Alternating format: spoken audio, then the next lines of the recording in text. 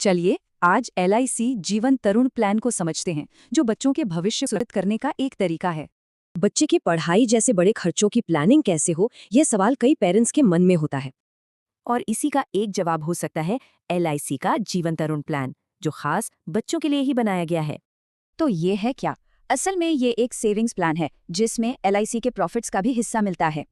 ठीक है, तो ये काम कैसे करता है? चलिए इसके मैकेनिक्स को समझते हैं। ये प्लान 12 साल तक के बच्चे के लिए लिया जा सकता है और ये मैच्योर होता है 25 साल की उम्र में। इसकी सबसे खास बात है इसके पेमेंट का तरीका। इसमें चुनने के लिए 4 अलग-अलग ऑप्शंस मिलते हैं।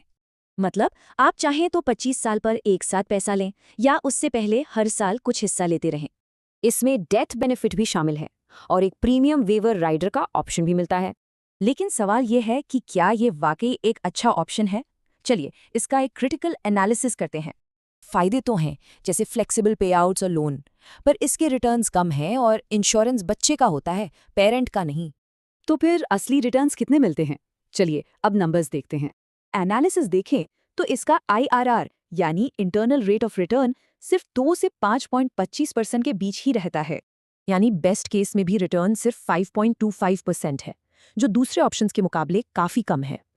अगर तुलना करें तो PPF या ELSS जैसे ऑप्शंस में अक्सर इससे बेहतर रिटर्न्स मिल जाते हैं। एक और जरूरी बात, इस प्लान को हाल ही में अपडेट भी किया गया है। नए अपडेट में मिनिमम इन्वेस्टमेंट बढ़ गया है, फ्री लुक पीरियड लंबा है और ज्यादा फ्लेक्सिबिलिटी भी दी गई है। और एक बड़ा बदलाव ये है कि अब मिनिमम सम इंश्योर्ड 2 लाख रुपए हो गया है। तो आखिर में जीवन तरुण प्लान के बारे में क्या कहा जाए? ये प्लान असल में है क्या? इसका सबसे बड़ा फायदा है पे आउट की फ्लेक्सिबिलिटी। इसके अलावा ये एक सिंपल मनी बैक पॉलिसी ही है। तो आखिरी सवाल यही बचता है, क्या कम रिटर्न वाली सुरक्षा चुनें या ज्यादा रिटर्न के लिए कहीं और निवेश करें?